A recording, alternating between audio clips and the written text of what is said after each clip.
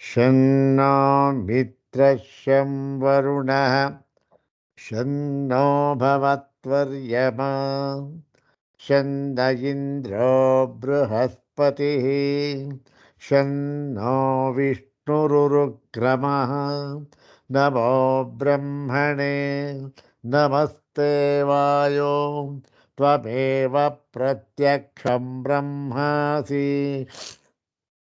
ತ್ವಮೇವ ಪ್ರತ್ಯಕ್ಷಂ ಬ್ರಹ್ಮ ವದಿಷ್ಯಾಮಿ ಋತಂ ವದಿಷ್ಯಾಮಿ ಸತ್ಯಂ ವದಿಷ್ಯಾಮಿ ತನ್ಮಾಮವತು ತದ್ವಕ್ತಾರಮವತು ಅವತು ಮಾಂ ಅವತು ವಕ್ತಾರಂ.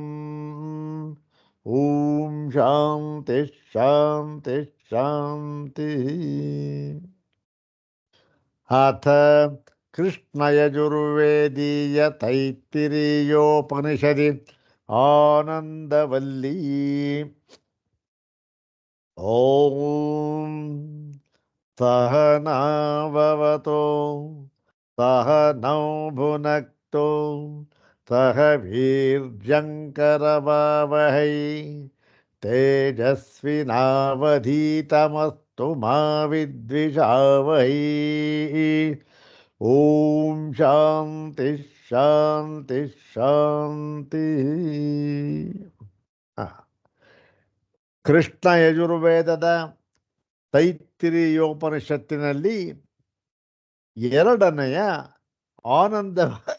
ಆನಂದವಲ್ಲಿಯನ್ನು ಈಗ ನಾವು ವಿಚಾರ ಮಾಡ್ತಾ ಇದ್ದೇವೆ. ಅದರಲ್ಲಿ ಐದನೆಯ ಅನುವಾಕವನ್ನು ನಾವು ವಿಚಾರ ಮಾಡ್ತಾ ಇದ್ದೇವೆ.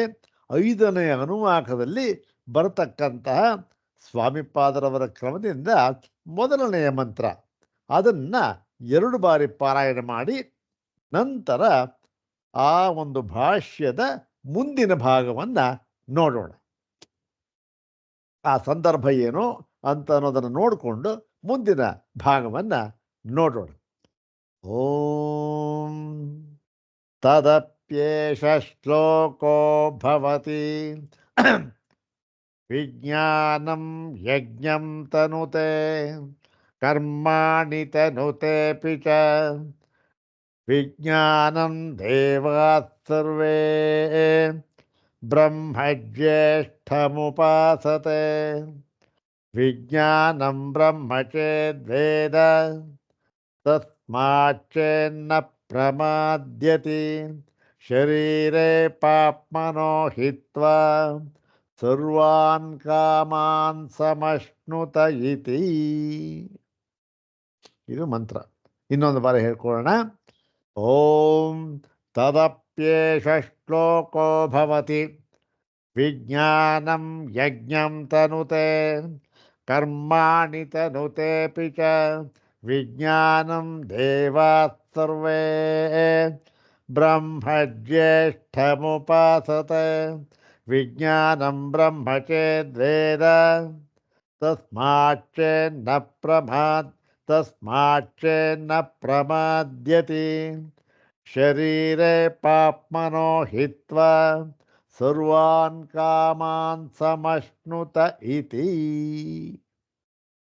ಅಂತಕ್ಕಂಥ ಮಂತ್ರ.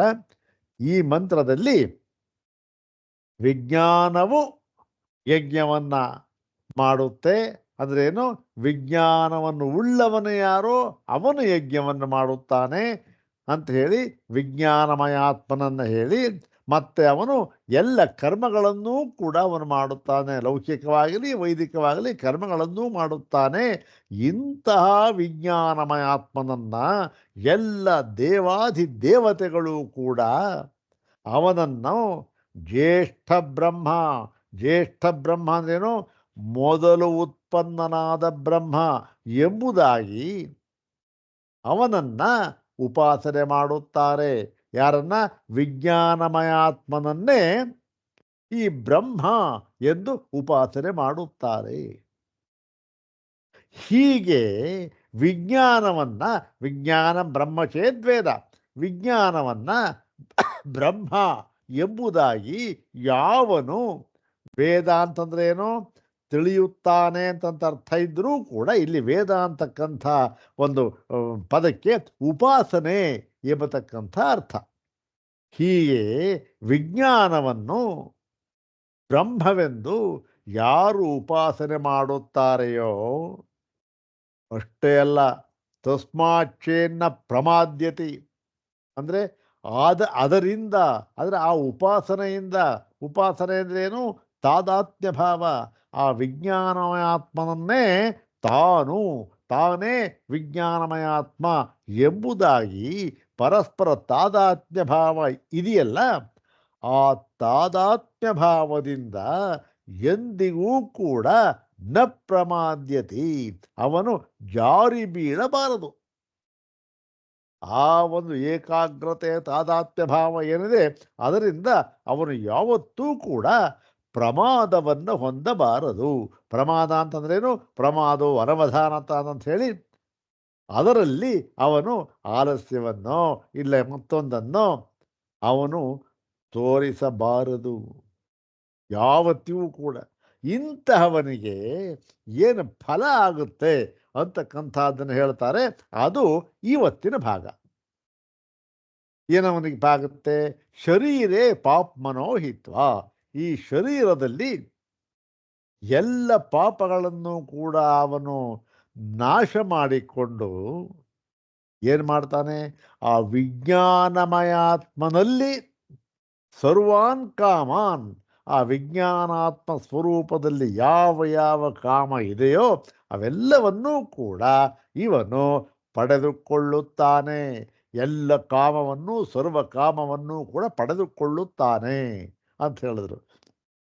ಇಲ್ಲಿ ಸರ್ವಕಾಮ ಅಂತ ಹೇಳಿದ್ರೆ ಯಾವ ಒಂದು ಮೊದಲನೆಯ ಮಂತ್ರದಲ್ಲಿ, ಇದೇ ವಲ್ಲಿಯ ಮೊದಲನೆಯ ಮಂತ್ರದಲ್ಲಿ ಬ್ರಹ್ಮವಿದಾಪ್ನೋತಿ ಪರಂ ಅಂತ ಹೇಳುವಾಗ ಅಲ್ಲಿ ಸರ್ವಾನ್ ಕಾಮಾನ್ ಸಮಶ್ನುತೆ ಅಂತ ಹೇಳಿದ್ದಾರಲ್ಲ, ಅಲ್ಲಿ ಸರ್ವಾನ್ ಕಾಮಾನ್ ಅಂತ ಹೇಳಿರುವುದಕ್ಕೂ ಇಲ್ಲಿ ಹೇಳಿರುವುದಕ್ಕೂ ಏನು ವ್ಯತ್ಯಾಸ ಅಂತಂದರೆ, ಇಲ್ಲಿ ವಿಜ್ಞಾನಮಯಾತ್ಮನಿಗೆ ಮಾತ್ರ, ವಿಜ್ಞಾನಮಯಾತ್ಮನಲ್ಲಿ ಮಾತ್ರ ಪರಿಚ್ಛಿನ್ನವಾಗಿ ತೋರುತ್ತಿರುವ ಯಾವ ಯಾವ ಕಾಮಗಳಿದೆಯೋ ಅದೆಲ್ಲವನ್ನು ಅಂತ ಅರ್ಥ.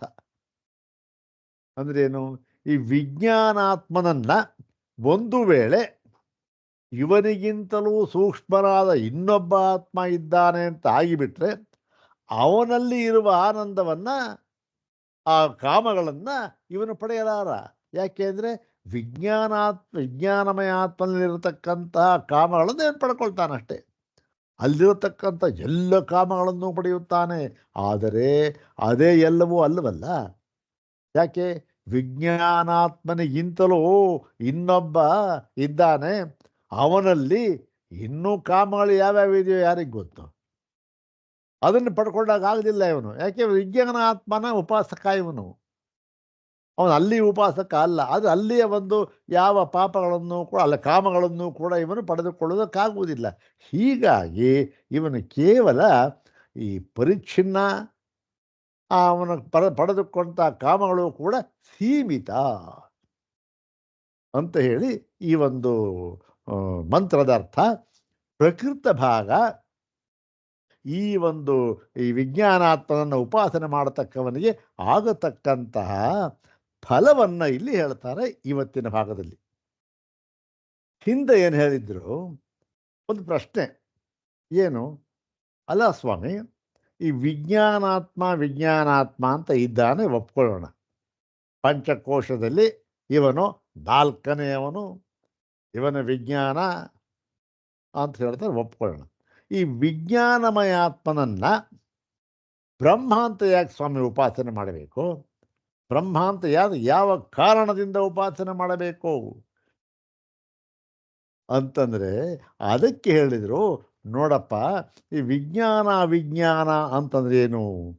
ವಿಜ್ಞಾನ ಅಂತಂದರೆ ಅರಿವು, ಅಥವಾ ಮಾಂಡೂಕ್ಯದಲ್ಲಿ ಗೌಡಪಾದ ಕಾರಿಕೆಯಲ್ಲಿ ಬರುತ್ತಲ್ಲ, ಅಲ್ಲೂ ವಿಜ್ಞಾನ ಅಂತ, ಅದರಲ್ಲಿ ಒಂದು ಪಾರಿಭಾಷಿಕ ಶಬ್ದ ಇದೆ. ಯಾವುದದು? ಉಪಲಬ್ಧಿ ಅಂತಕ್ಕಂಥದ್ದು, ಅರಿವು ಅಂತಕ್ಕಂಥದ್ದು. ಯಾಕೆ ಗೊತ್ತೇನಪ್ಪ? ಈ ವಿಜ್ಞಾನಮಯ ಆತ್ಮನನ್ನ ಬ್ರಹ್ಮ ಎಂಬುದಾಗಿ ಉಪಾಸನೆ ಮಾಡಬೇಕು ಅಂತ ಹೇಳ್ತಕ್ಕಂಥದ್ದು ಅಂದರೆ ಈ ವಿಜ್ಞಾನ ಅರಿವು ಅರಿವು ಅಂತ ಏನಿದೆ ಅದು ಇದ್ದರೇನೆ ಎಲ್ಲ ಕರ್ಮಗಳು ಕೂಡ ನಿರ್ವರ್ತನೆ ಮಾಡುವುದಕ್ಕೆ ಆಗುವಂಥದ್ದು. ಎಲ್ಲ ಕರ್ಮಗಳನ್ನು ಕೂಡ ನೆರವೇರಿಸುವುದಕ್ಕೆ ಆಗುವಂಥದ್ದು. ಯಾವುದಕ್ಕೆ? ಯಾವುದಿದ್ದರೆ ಅರಿವು ಅಂತಕ್ಕಂಥದ್ದು ಇದ್ದರೆ ಮಾತ್ರ ಆಗುತ್ತೆ, ಇಲ್ಲದೆ ಇದ್ರೆ ಆಗೋದಿಲ್ಲ. ಹೌದು ತಾನೆ? ಇದು ನಮ್ಮೆಲ್ಲರ ಅನುಭವದಲ್ಲೂ ಕೂಡ ಇರತಕ್ಕಂತಹ ಒಂದು ಸಾಮಾನ್ಯವಾದ ಒಂದು ವಿಷಯ ಇದು. ವಿಜ್ಞಾನ ಇದ್ದರೆ ಅರಿವಿದ್ರೆ ತಾನೆ ನಮಗೆ ಅದರ ಜ್ಞಾನವಾಗುವುದು. ಅರಿವೇ ಇಲ್ಲದೆ ಇದ್ರೆ ಏನು ಜ್ಞಾನವಾಗುತ್ತೆ? ಹೀಗೆ ಈ ವಿಜ್ಞಾನವು ಎಲ್ಲ ಈ ಒಂದು ಅರಿವು ಅಂತ ಹೇಳಿದ್ರೆ ವಿಜ್ಞಾನ ಅಂತ ಇದೆ, ಅದು ಎಲ್ಲ ಕರ್ಮಗಳಿಗೂ ಕೂಡ ಎಲ್ಲ ಕ್ರಿಯೆಗಳಿಗೂ ಕೂಡ ಇದೇ ಮೂಲವಾಗಿರುವುದರಿಂದ ಇದಿಲ್ಲದೇನೂ ಆಗೋದೇ ಇಲ್ಲ. ಹಾಗಾಗಿ ಈ ವಿಜ್ಞಾನವನ್ನ ಜ್ಯೇಷ್ಠ ಬ್ರಹ್ಮ ಎಂಬುದಾಗಿ ಉಪಾಸನೆ ಮಾಡಬೇಕು. ಜ್ಯೇಷ್ಠ ಬ್ರಹ್ಮ ಅಂತಂದ್ರೆ ಯಾರು? ಅವನು ಹಿರಣ್ಯಗರ್ಭ ಬ್ರಹ್ಮ. ಅವನು ಏನಾದ? ಅವನು ಯಾರವನು? ಅವನೇ ಮೊಟ್ಟ ಮೊದಲು ಉತ್ಪನ್ನನಾದ ಒಂದು ತತ್ವ. ಯಾರಿಂದ? ಆ ಒಂದು ಅವ್ಯಾಕೃತ ಅಂತ ಹೇಳಿ, ಅವ್ಯಾಕೃತ ಅನ್ನಬೇಕಾದ್ರೆ ಬಿಟ್ಟರೆ ಪರಮಾತ್ಮನಿಂದ ಅಂತ ಬೇಕಾದ್ರೆ ಹೇಳಿ. ಯಾಕಂದ್ರೆ ಅವ್ಯಾಕೃತ ಅದು ಯಾವುದಕ್ಕೂ ನಮಗೆ ಇಂದ್ರಿಯಗಳಿಗೆ ಯಾವುದಕ್ಕೂ ಅಗೋಚರ, ಅದು ಅವ್ಯಾಕೃತ. ಅದು ಒಂಥರ ಪರಮಾತ್ಮ ಇದ್ದ ಹಾಗೇನೆ. ಪರಮಾತ್ಮನಲ್ಲ, ಪರಮಾತ್ಮ ಇದ್ದ ಹಾಗೇನೆ. ಅವ್ಯಾಕೃತ ಅಂತಕ್ಕಂಥದ್ದು ಪರಮಾತ್ಮನ ಕಾರ್ಯ ಅಷ್ಟೇ ಹೊರತು ಪರಮಾತ್ಮನೇ ಅಲ್ಲ, ಅಥವಾ ಇನ್ಯಾವುದು ಏನು ಬೇರೆ ಏನೂ ಅಲ್ಲ. ಹೀಗಾಗಿ ಏನಾಗಿದೆ? ಅವನಿಂದ ಹುಟ್ಟಿದ್ದಾನೆ ಯಾರು? ಹಿರಣ್ಯಗರ್ಭ ಬ್ರಹ್ಮ ಪ್ರಥಮಜ. ಹಾಗಾಗಿ ಪ್ರಥಮಜ ಎಂಬುದಾಗಿ ಉಪಾಸನೆ ಮಾಡಬೇಕು ಅಂತ ಹೇಳಿ, ಯಾತಕ್ಕೆ ಉಪಾಸನೆ ಮಾಡಬೇಕು ಎನ್ನುವುದಕ್ಕೆ ಕಾರಣವನ್ನು ಹೇಳಿದ್ರು. ಹೀಗಾಯಿತು, ಕಾರಣ ಆಯಿತು. ಈಗ ಉಪಾಸನೆಯ ಫಲವನ್ನು ಹೇಳುತ್ತಾ ಇದ್ದಾರೆ. ಅದನ್ನ ಇವತ್ತಿನ ಭಾಗದಲ್ಲಿ ನೋಡೋಣ.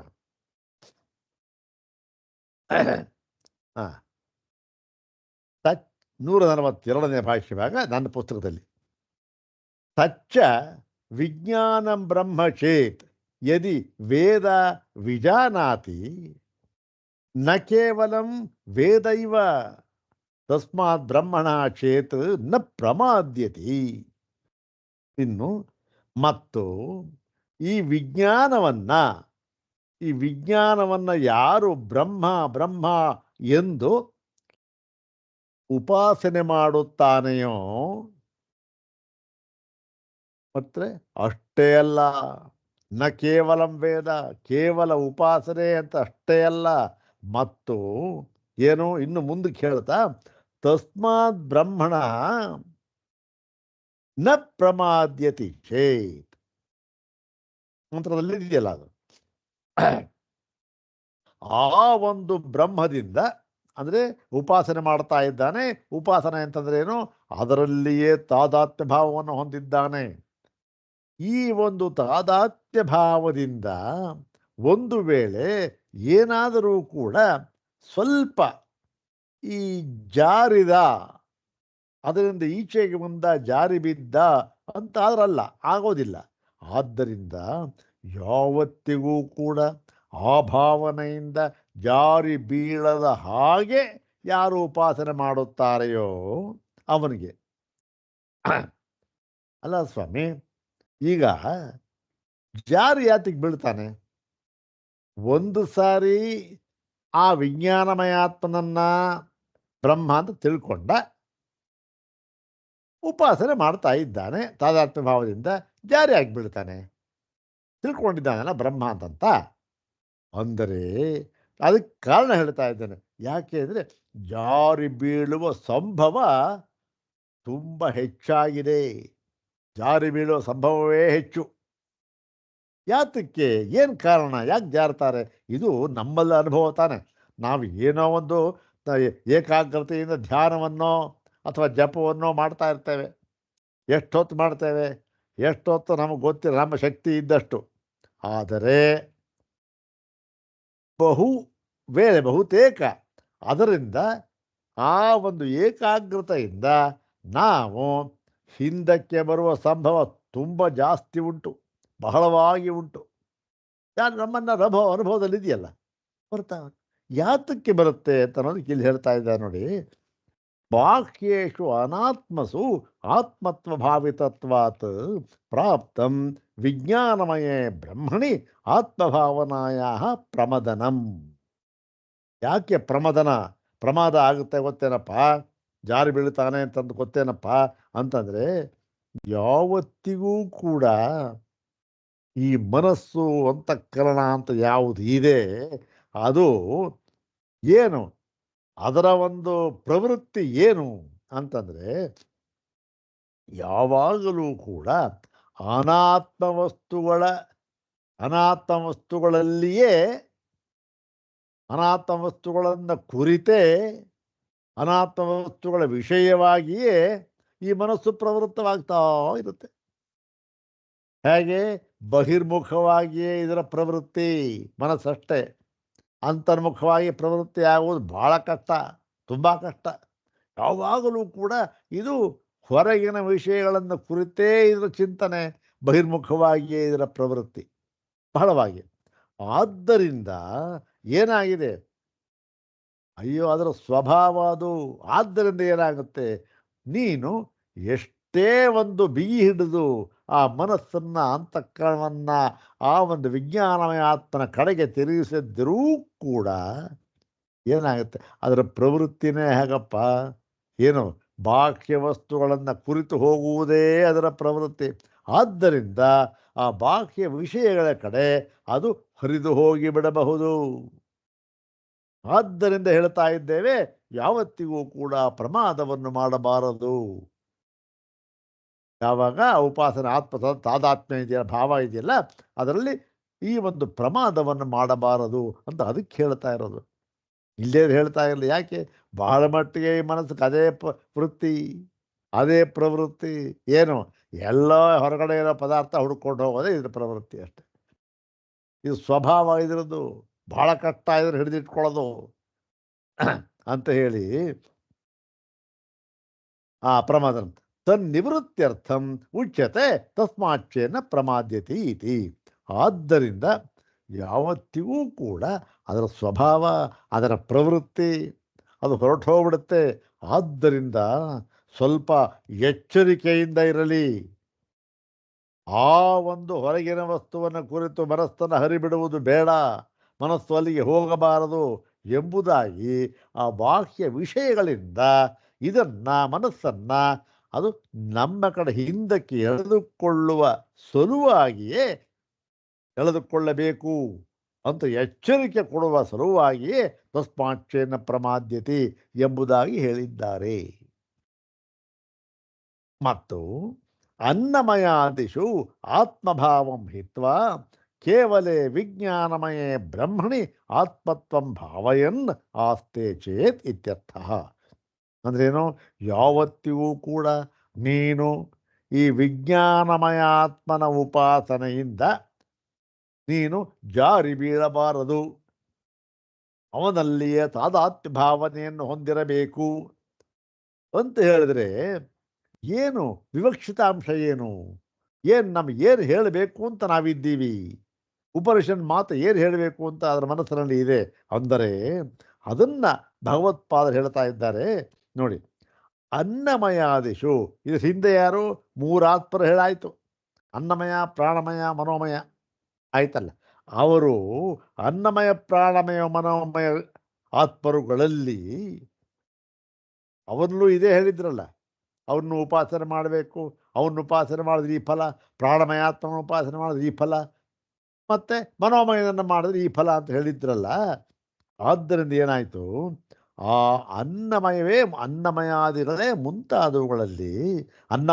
ಮುಂತಾದವುಗಳಲ್ಲಿ ಆತ್ಮಭಾವವನ್ನು ಬಿಟ್ಟು ಅದಲ್ಲ, ಅದು ಯಾವುದು ಆತ್ಮವಲ್ಲ ಎಂಬುದಾಗಿ ಕೇವಲ ವಿಜ್ಞಾನಮಯ ಆತ್ಮನೇ ಆತ್ಮ ಎಂಬುದಾಗಿ ಆ ವಿಜ್ಞಾನಮಯ ಆತ್ಮನಲ್ಲಿಯೇ ಆ ಒಂದು ಬ್ರಹ್ಮ ಎಂಬುದಾಗಿ ಮತ್ತು ಆದರೆ ನಾನಾಗಿದ್ದೇನೆ ಎಂಬುದಾಗಿ ತಾದಾತ್ಮ್ಯ ಭಾವದಿಂದ ಉಪಾಸನೆ ಮಾಡಬೇಕು, ಭಾವನೆ ಮಾಡಬೇಕು ಎಂಬುದಾಗಿ ಅಷ್ಟೆ.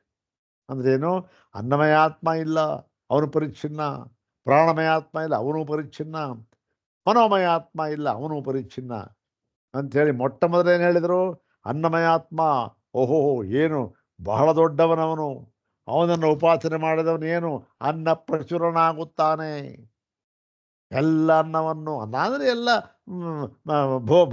ಭೋಗ್ಯ ವಸ್ತುವನ್ನು ಅಂತ ಅರ್ಥ, ಅವನು ಪಡೆದುಕೊಂಡು ಬಿಡುತ್ತಾನೆ ಅಂತ ಹೇಳಿದರು. ಇನ್ನು ಪ್ರಾಣೋಪಾಸನೆ, ಹೇ ಅನ್ನಮಯ ಆತ್ಮನಿಗಿಂತ ಇವನು ಸೂಕ್ಷ್ಮನಾಗಿದ್ದಾನೆ. ಅನ್ನಮಯ ಆತ್ಮನಲ್ಲಿ ನೀನು ಯಾವ ಭಾವನೆ ಇದೆ ಹೊಡೆದಿದ್ದಿಲ್ಲ, ಆತ್ಮಭಾವನೆ, ಅದನ್ನು ಬಿಟ್ಪಡೆಯ. ಅನ್ನಮಯ ಆತ್ಮನಿಗಿಂತ ಸೂಕ್ಷ್ಮನಾಗಿರ್ತಕ್ಕಂಥ ಪ್ರಾಣಮಯ ಆತ್ಮ ನೋಡು, ಇವನನ್ನು ಉಪಾಸನೆ ಮಾಡು, ಇವನನ್ನು ಆತ್ಮ ಎಂದು ಉಪಾಸನೆ ಮಾಡು ಅಂತ ಅವನನ್ನು ಆ ಅನ್ನಮಯ ಆತ್ಮನ ಪರಿಧಿಯಿಂದ ಬಿಡಿಸಿ ಅದಕ್ಕಿಂತ ಸೂಕ್ಷ್ಮವಾಗಿರತಕ್ಕಂಥ ಪ್ರಾಣಮಯ ಆತ್ಮನ ಭೂಮಿಕೆಯಲ್ಲಿ ತಂದು ಬಿಡುತ್ತು ಉಪನಿಷತ್ತು. ಇವನೇನು ಮಾಡ್ದ? ಆಯಿತು, ಪ್ರಾಣಮಯ ಆತ್ಮನ ಉಪಾಸನೆ ಮಾಡ್ದ. ಅವನನ್ನು ಉಪಾಸನೆ ಮಾಡಿದ್ರೆ ಏನಾಯಿತು? ಸರ್ವಾಯುಷ ಮುಚ್ಯತೆ. ಎಲ್ಲರ ಆಯಸ್ಸು ಏನು ಬರುತ್ತೆ, ಆಯಸ್ಸು ಏನು ಮಾಡಬೇಕು, ಆಯಸ್ಸು ತಗೊಂಡು ಏನೋ ನಿರ್ವೇದ ಆಯ್ತು ಇವನಿಗೆ. ಅಲ್ಲಿಗೆ ಯಾರೋ ಬಂದ ಗುರು, ನೋಡಪ್ಪ ಈ ಪ್ರಾಣಮಯ ಆತ್ಮನನ್ನು ಯಾಕೆ ಹೀಗೆ ಉಪಾಸನೆ ಮಾಡ್ತಾ ಇದ್ದೀಯೇ, ಸರ್ವಾಯುಷ ಬರುತ್ತೆ, ಏನಾಗುತ್ತೆ ನಿನಗೆ ಅಂಥೇಳಿ ಇವನಿಗಿಂತಲೂ ಇನ್ನೊಬ್ಬ ಸೂಕ್ಷ್ಮನಾದ ಆತ್ಮನಿದ್ದಾನೆ, ಅವನನ್ನು ಉಪಾಸನೆ ಮಾಡು ಅಂತ ಹೇಳ್ದ. ಇವನೇನು ಮಾಡ್ದ? ಆ ಪ್ರಾಣಮಯ, ಹೌದಲ್ವೇ, ಈ ಪ್ರಾಣಮಯ ಆತ್ಮನೂ ಕೂಡ ಪರಿಚ್ಛಿನ್ನ ಅಂತ ಹೇಳಿ ಅನ್ನಮಯ ಆತ್ಮನ ಒಂದು ಭೂಮಿಕೆಗೆ ಬಂದ. ನಿಧಾನವಾಗಿ ಪ್ರಾಣಮಯ ಆತ್ಮನಿಂದ ಬಿಡಿಸಿ ಮನೋಮಯ ಆತ್ಮನನ್ನು ಮನೋಮಯ ಆತ್ಮನ ಭೂಮಿಕೆಗೆ ಕರೆದುಕೊಂಡು ಬಂದ. ಮನೋಮಯ ಆತ್ಮ ಆಯಿತು, ಅವನನ್ನು ಇದೆ ಏನು, ಅವನು ಎಲ್ಲ ಕಾಮನೆಗಳನ್ನು ಪಡೆದುಕೊಂಡು ಬಿಡುತ್ತಾನೆ ಅಂತ ಹೇಳಾಯಿತು. ಇದೂ ಕೂಡ ಅನಾತ್ಮ, ಪರಿಚ್ಛಿನ್ನವಾದ ಒಂದು ವಸ್ತು. ಇದೂ ಕೂಡ ಸ್ಥೂಲವಾದದ್ದು. ಇದಕ್ಕಿಂತಲೂ ಸೂಕ್ಷ್ಮವಾದ ಇನ್ನೊಂದಿದೆ, ಇದನ್ನೂ ವ್ಯಾಪಿಸಿರತಕ್ಕಂಥ ತೇನೈಷ ಪೂರ್ಣ ಅಂತ ಉಪನಿಷತ್ ಹೇಳಿದ್ದಾರಲ್ಲ. ತೇನೈಷ ಪೂರ್ಣ ಅಂತೇನು? ತೇನ ಏಷಃ ಮನೋಮಯ ಆತ್ಮ ಪೂರ್ಣ. ಅವನಿಂದ ಈ ಮನೋಮಯ ಆತ್ಮ ಇದ್ದಾನಲ್ಲ, ಅವನು ತುಂಬಿಕೊಂಡಿರುತ್ತಾನೆ. ಅಂದ್ರೇನು? ಅವನು ನಿಮ್ಮನ್ನು ತುಂಬಿಕೊಂಡ್ಬಿಟ್ಟಿದ್ದಾನೆ, ವ್ಯಾಪಿಸ್ಬಿಟ್ಟಿದ್ದಾನೆ. ಯಾರವನು?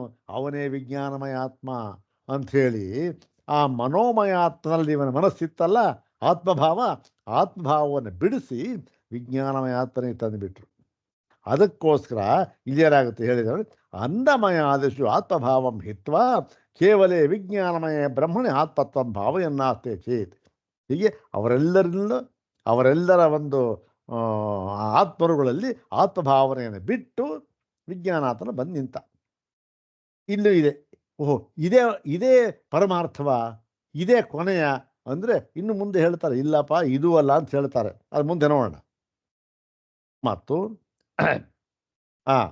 ಈ ಆಯಿತು ಸ್ವಾಮಿ, ಹೀಗೆ ಅನ್ನಮಯ, ಪ್ರಾಣಮಯ, ಮನೋಮಯ, ಅನಾತ್ಮ ಅಂತ ಆಯಿತು. ಅವರಿಗಿಂತ ಇವನು ಸೂಕ್ಷ್ಮತಮ ಅಂತ ಆಯಿತು ವಿಜ್ಞಾನಮಯ. ಇವನನ್ನು ಉಪಾಸನೆ ಮಾಡಿದ್ರೆ ನಮಗೇನು ಲಾಭ ಬಂತು? ನಮಗೇನಾಯಿತು? ಅನ್ನಮಯಾತ್ಮನ ಉಪಾಸನೆ ಮಾಡಿದೆ, ಅನ್ನ ಪ್ರಚುರನಾದ. ಪ್ರಾಣಮಯಾತ್ಮನ ಉಪಾಸನೆ ಮಾಡಿದ, ಆಯುಷ್ಯವಂದ. ಮನೋಮಯಾತ್ಮನ ಉಪಾಸನೆ ಎಲ್ಲ ಕಾಮವನ್ನು ಪಡ್ಕೊಂಡ. ಇವನನ್ನು ಮಾಡಿದ್ರೆ ಏನಾಗುತ್ತೆ ಅಂತಂದರೆ ತತಃ ಕಿಂ ಸ್ಯಾತ್. ತತಃ ಅಂದರೆ ತಸ್ಮಾತ್ ಅಂದ್ರೇನು? ಆ ವಿಜ್ಞಾನಮಯ ಆತ್ಮನಃ ಉಪಾಸನಾತ್ ಅಂತ ಅರ್ಥ. ಏನಾಗುತ್ತೆ ಅಂತಂದರೆ ಆ ವಿಜ್ಞಾನಮಯ ಆತ್ಮನ ಉಪಾಸನೆ ಏನಾಗುತ್ತೆ ಅಂದರೆ, ಉಚ್ಯತೆ ಹೇಳ್ತೇವೆ, ಶರೀರೇ ಪಾಪ್ಮನೋ ಹಿತ್ವ. ಈ ಶರೀರದಲ್ಲಿ, ಯಾಕೆಂದರೆ ಪಾಪ ಮಾಡ್ತಕ್ಕಂಥ ಶರೀರ ಎಲ್ಲವೂ, ಶರೀರ ಅಂದರೆ ಅದು ಎಲ್ಲವೂ ಬಂದ್ಬಿಡುತ್ತದೆ.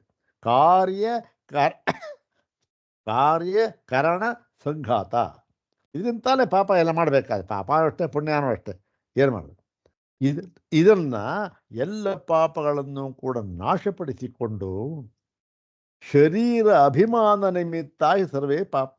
ಈ ಪಾಪ ಮಾಡೋದು ಪಾಪ ಯಾಕಾಗತ್ತೆ ಅಂದರೆ ಶರೀರವನ್ನೇ ತಾನೆಂದು ಯಾವಾಗ ಅಭಿಮಾನ ಪಟ್ಟುಕೊಳ್ಳುತ್ತಾನೆಯೋ ಆಗ ಎಲ್ಲ ಶುರುವಾಗುತ್ತೆ. ಹೋಗ್ತಾರೆ ಶರೀರ ನಾನು ಅದನ್ನು ಕಾಪಾಡ್ಕೋಬೇಕು, ಅದಕ್ಕೇನೋ ಮಾಡ್ದ, ಇನ್ನೊಂದು ಮಾಡ್ದ, ಕೆಟ್ಟ ಕೆಲಸ ಒಳ್ಳೆ ಏನೋ ಮಾಡ್ದ. ಹೀಗೆ ಈ ಶರೀರ ಅಭಿಮಾನ ನಿಮಿತ್ತ ಎಲ್ಲಕ್ಕೂ ಮೂಲ. ಶರೀರವೇ ತಾನೆಂಬ ಅಭಿಮಾನ ಎಲ್ಲದಕ್ಕೂ ಮೂಲ.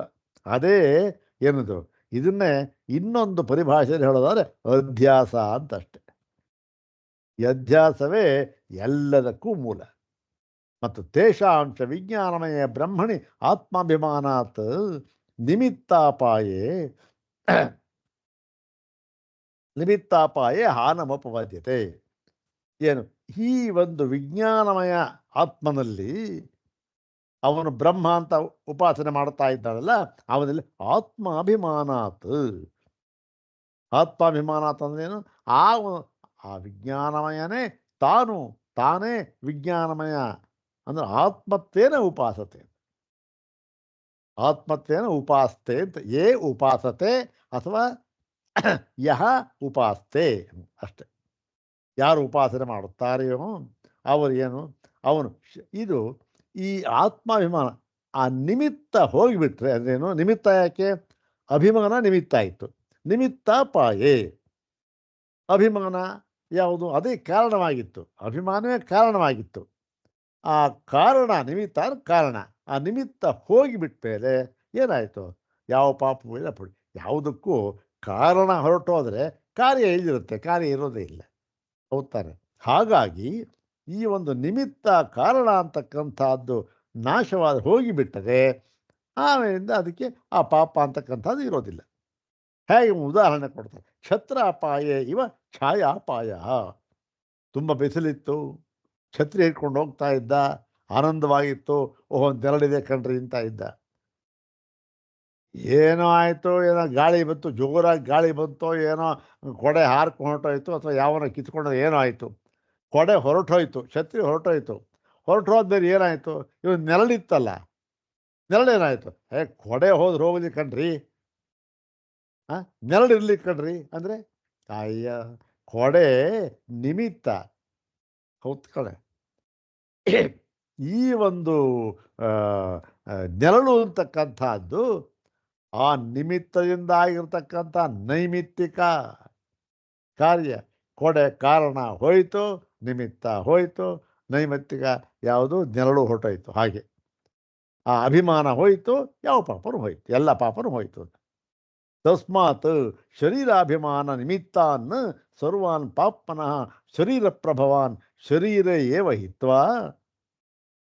ಹೀಗೆ ಈ ಒಂದು ಶರೀರಾಭಿಮಾನ ನಿಮಿತ್ತದಿಂದ ಉಂಟಾಗಿರತಕ್ಕಂತಹ ಎಲ್ಲ ಪಾಪಗಳನ್ನು ಕೂಡ ಆ ಅಭಿಮಾನ ಎಲ್ಲಿ ಉಂಟಾಗುತ್ತೆ? ನನ್ನಲ್ಲಿ ತಾನೇ ಉಂಟಾಗುತ್ತೆ. ಹಾಗಾಗಿ ನನ್ನ ನಿಮಿತ್ತ ಉಂಟಾಗೋದೆಲ್ಲಿ? ನನ್ನಲ್ಲೇ. ನಿಮಿತ್ತ ಹೋಯಿತು, ಎಲ್ಲ ಹೋಯಿತು.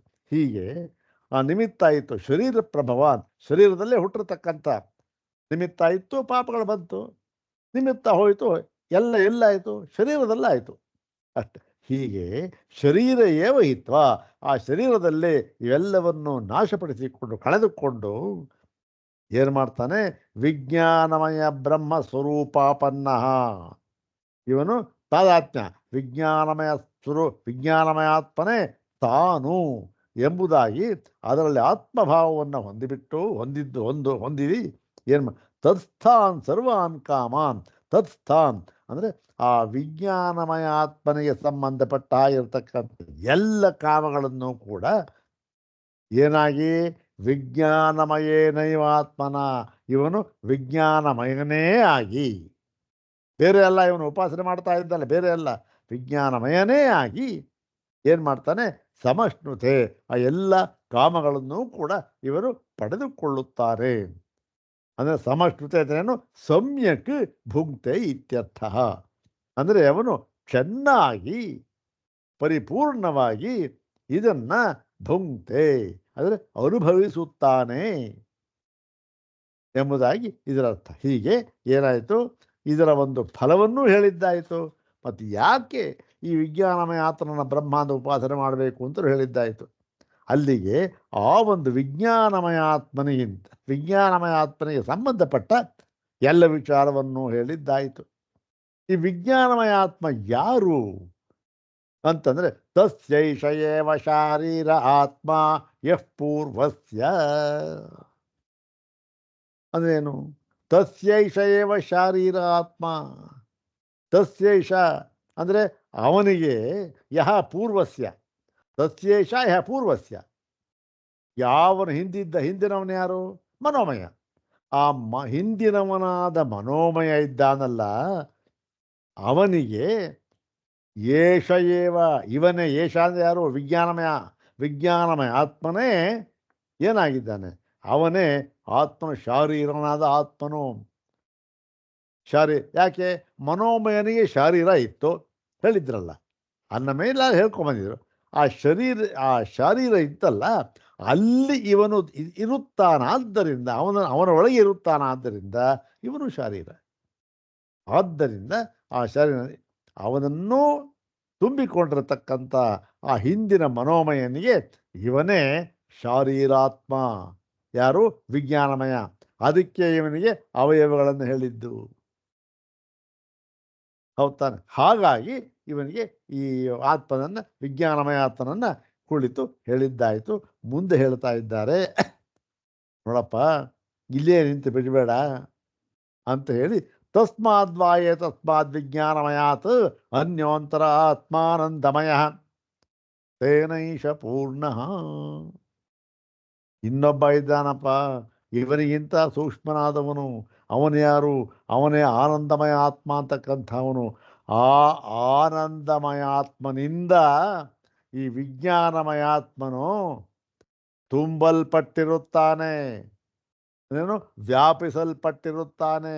ಇವನಿಗಿತ್ತು ಅಂತ ಹೇಳಿ, ಓಹೋ ಇನ್ನೊಬ್ಬ ಇದ್ದಾನೇನು ಹಾಗಾದರೆ ಅಂತ ಹೇಳಿ, ಆ ವಿಜ್ಞಾನಮಯ ಆತ್ಮನಲ್ಲಿ ಇರತಕ್ಕಂಥ ಆತ್ಮಭಾವದಿಂದ ಇವನನ್ನು ಬಿಡಿಸಿ, ಅದಕ್ಕಿಂತ ಮುಂದೆ ಸೂಕ್ಷ್ಮವಾಗಿರತಕ್ಕಂಥ ಆನಂದಮಯ ಆತ್ಮನಲ್ಲಿ ಆ ಒಂದು ಆತ್ಮಭಾವವನ್ನು ಇವನಿಗೆ ಬರುವ ಹಾಗೆ ಮಾಡುತ್ತೆ ಉಪನಿಷತ್ತು. ಮುಂದಿನ ಭಾಗ ಅದು. ಈ ಭಾಗವನ್ನು ಮುಂದಿನ ಭಾಗದಲ್ಲಿ ನೋಡೋಣ.